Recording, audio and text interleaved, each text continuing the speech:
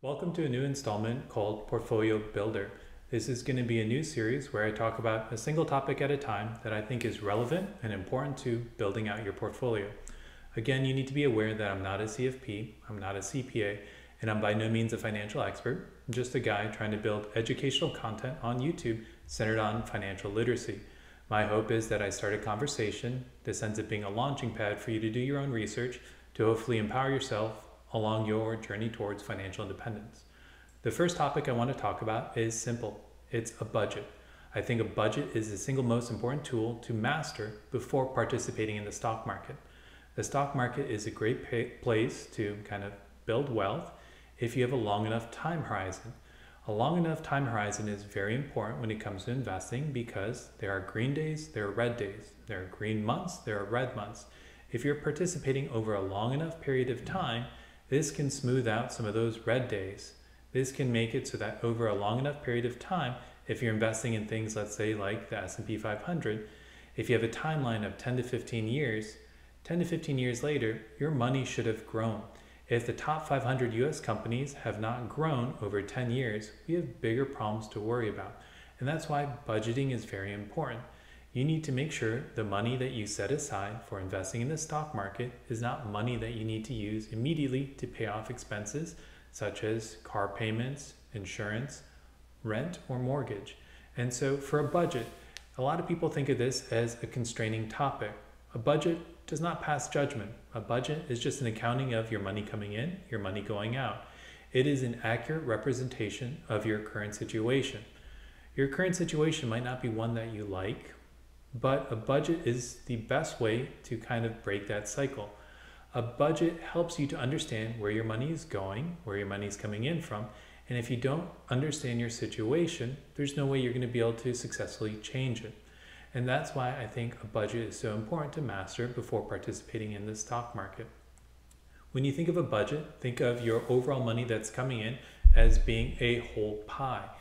Your then variable and fixed expenses are the ways that pie gets split up into little pieces, and kind of the money that's left over is what you have to then invest either in yourself through investing in the stock market, for fun activities, for planning vacations, maybe your kids' college fund, or it could be used towards building an emergency fund or paying down bad debt. Those will be topics of other videos to come. But a budget is an important tool. I'm not here to kind of go into the nitty-gritty or to tell you what apps to use. This could be done kind of by just old-fashioned writing it out on paper. You could get one of those budget apps, but this is something I would highly encourage you to spend some time investigating further. If we're talking about a budget though, we also need to talk about how you can then apply this to change your situation. And the first thing to do is talk about how you can decrease your variable expenses. You have your fixed expenses like rent, your car payment. These things are fixed. Your cell phone bill, you can't really cut certain things out. And so you don't try. That is just money that always has to go towards those. But you have variable expenses that you have some control over. Most of us cannot just suddenly increase our income. So the way we can control how much money is left over to then invest and do other things as part of your budget is by decreasing variable expenses. This could be from your morning coffee to eating out, to your subscription plans for TV, whether it be Netflix, Hulu, or cable TV. These are ways to investigate how you might be able to decrease variable expenses to try to allow for more money left over to do other things. This isn't to say you need to cut out all the things that bring you joy.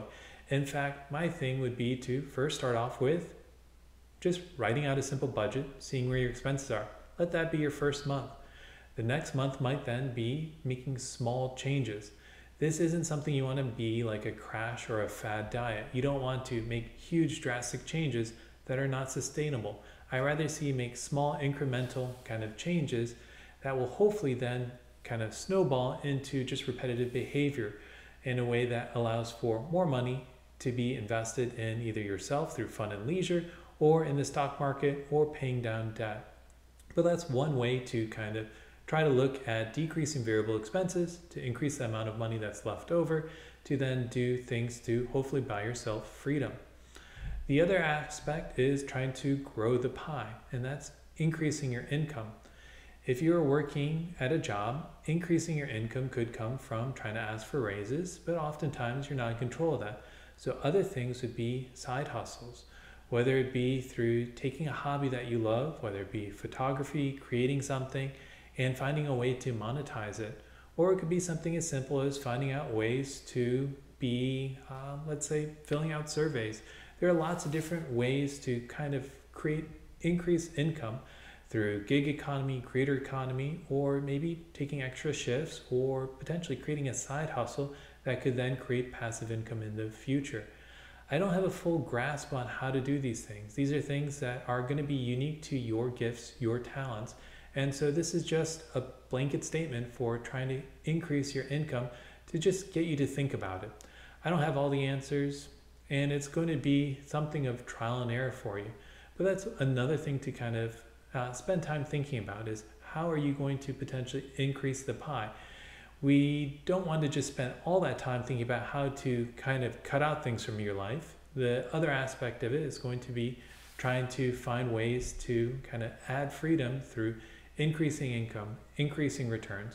My personal favorite way to do this is investing in the stock market. That's my way of taking the money that I have kind of set aside after budgeting and making my money work for me. My personal bias is towards passive investing in index fund and ETFs, but everyone's different. There's swing trading, there's options trading, there's day trading, but I don't know much about it, and I don't really advise that one.